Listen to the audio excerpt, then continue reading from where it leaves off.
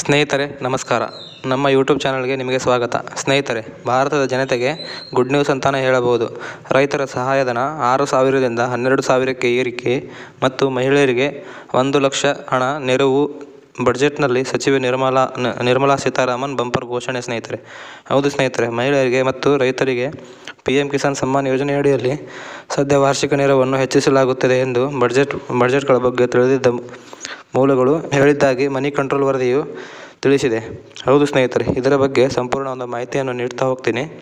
ಅದಕ್ಕೂ ಮುನ್ನ ನೀವೇನು ನಮ್ಮ ಯೂಟ್ಯೂಬ್ ಚಾನಲ್ಗೆ ಸಬ್ಸ್ಕ್ರೈಬ್ ಮಾಡ್ಕೊಂಡಿಲ್ಲ ಅಂದರೆ ಸಬ್ಸ್ಕ್ರೈಬ್ ಮಾಡ್ಕೊಳ್ಳಿ. ಹಾಗೆ ಪಕ್ಕದಲ್ಲಿರೋ ಬೆಲ್ ಐಕನ್ನ ಕ್ಲಿಕ್ ಮಾಡಿ. ಹಾಗೆ ಈ ವಿಡಿಯೋಗೆ ಒಂದು ಲೈಕ್ ಮಾಡಿ. ಸ್ನೇಹಿತರೆ, ಕೇಂದ್ರ ಸರ್ಕಾರದ ಬಜೆಟ್ನಲ್ಲಿ PM ಕಿಸಾನ್ ಹಣ ಹೆಚ್ಚಿಸಲು ಮತ್ತು ಮಹಿಳೆಯರಿಗೆ ಬಂಪರ್ ಗುಡ್ ನ್ಯೂಸ್ ನೀಡಲು ಕಾರಣವೇನೆಂದು ತಿಳಿದುಕೊಳ್ಳೋಣ. ವಿಡಿಯೋನ ಕೊನೆಯವರೆಗೂ ನೋಡಿ. ಇದಲ್ಲದೆ ಸ್ನೇಹಿತರೆ, ಇನ್ನು ಕೆಲವೇ ತಿಂಗಳುಗಳಲ್ಲಿ ಹಲವು ರಾಜ್ಯಗಳ ವಿಧಾನಸಭಾ ಚುನಾವಣೆಗಳು ಬರಲಿವೆ. ಲೋಕಸಭಾ ಚುನಾವಣೆಯಲ್ಲಿ BJPಗೆ ಭಾರೀ ಹಿನ್ನಡೆ ಅನುಭವಿಸಿರುವ ಹರಿಯಾಣ ಮತ್ತು ಮಹಾರಾಷ್ಟ್ರದಲ್ಲಿ ನವೆಂಬರ್ನಲ್ಲಿ ಚುನಾವಣೆ ನಡೆಯಲಿದೆ.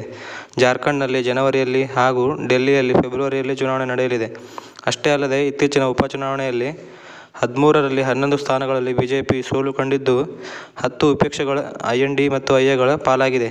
ಈ ಹಿನ್ನೆಲೆಯಲ್ಲಿ ಅಳೆದು ತೂಗಿ ಬಜೆಟ್ ಮಂಡಿಸಲು BJP ನೇತೃತ್ವದ ಕೇಂದ್ರ ಸರ್ಕಾರವು ಉದ್ದೇಶಿಸಿದೆ. ಸ್ನೇಹಿತರೆ, ಇನ್ನೊಂದೆಡೆ ಪಕ್ಷದ ಕಾರ್ಯಕರ್ತರು ಕೂಡ ರೈತರಿಗೆ, ಮಹಿಳೆಯರಿಗೆ ಹಾಗೂ ಯುವಕರಿಗೆ ಹೆಚ್ಚಿನ ಒತ್ತನ್ನು ನೀಡುವಂತೆ ಮನವಿಯನ್ನು ಮಾಡಿಕೊಂಡಿದ್ದಾರಂತೆ. ಹೀಗಾಗಿ ಕಾರ್ಯಕರ್ತರ ಮಾತನ್ನು ಸರ್ಕಾರ ಗಂಭೀರವಾಗಿ ಪರಿಗಣಿಸಿ ಬಜೆಟ್ನಲ್ಲಿ ಇವರಿಗೆ ಒತ್ತು ನೀಡುವ ಸಾಧ್ಯತೆ ಹೆಚ್ಚಾಗಿ ಇದೆ. ಸ್ನೇಹಿತರೆ, ಈ ಹಿಂದೆ 2019ರಲ್ಲಿ BJP ಭರ್ಜರಿ ಗೆಲುವನ್ನು ಸಾಗಿಸಲು ಉಜ್ವಲ ಯೋಜನೆಯು ನೆರವಾಗಿತ್ತು. ಇನ್ನು ಇತ್ತೀಚಿನ ಉದಾಹರಣೆಗಳನ್ನು ನೋಡುವುದಾದರೆ ಸ್ನೇಹಿತರೆ, ಚುನಾವಣೆಗೂ ಮುನ್ನ ಮಧ್ಯಪ್ರದೇಶದಲ್ಲಿ ಜಾರಿಗೊಳಿಸಿದ ಲಾಡ್ಲಿ ಬೆಹನ್ ಯೋಜನೆಯು BJPಯ ಕೈ ಹಿಡಿದಿತ್ತು.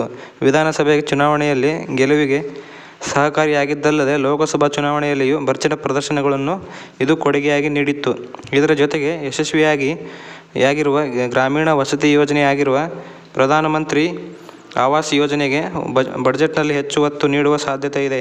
ಇದರ ಅಡಿಯಲ್ಲಿ ಜೂನ್ 12, 2024ರಂತೆ 2.94 ಕೋಟಿ ಮನೆಗಳನ್ನು ಮಂಜೂರು ಮಾಡಲಾಗಿತ್ತು. ಈಗ 2.62 ಕೋಟಿ ಮನೆಗಳು ನಿರ್ಮಾಣ ಪೂರ್ಣಗೊಂಡಿದೆ. ಸ್ನೇಹಿತರೆ, ಮಹಿಳೆಯರಿಗೂ 1 ಲಕ್ಷ ರೂಪಾಯಿ. ಹೌದು ಸ್ನೇಹಿತರೆ, ಬಡತನ ರೇಖೆಗಿಂತ ಕೆಳಗೆ ಇರುವ ಅಂದರೆ BPL ಕುಟುಂಬದ ಮಹಿಳೆಯರಿಗೆ ವಾರ್ಷಿಕವಾಗಿ 1 ಲಕ್ಷ ರೂಪಾಯಿ ಹಣವನ್ನು ವರ್ಗಾಯಿಸಲು ಈ ಯೋಜನೆಯಲ್ಲಿ ಬಜೆಟ್ನಲ್ಲಿ ಪ್ರಕಟಿಸಬಹುದು ಎಂದು ಹೇಳಲಾಗುತ್ತಿದೆ.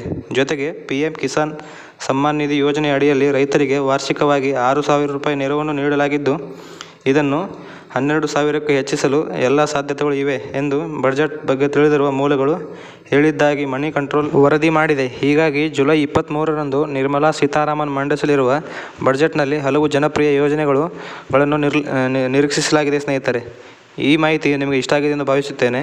ಇದೇ ರೀತಿ ಹೆಚ್ಚಿನ ಮಾಹಿತಿಗಾಗಿ ನಮ್ಮ ಚಾನಲನ್ನು ಸಬ್ಸ್ಕ್ರೈಬ್ ಮಾಡ್ಕೊಳ್ಳಿ. ಹಾಗೆ ಈ ವಿಡಿಯೋನ ನಿಮ್ಮ ಫ್ಯಾಮಿಲಿ ಮತ್ತು ಫ್ರೆಂಡ್ಸ್ಗೆ ಶೇರ್ ಮಾಡಿ. Thank you.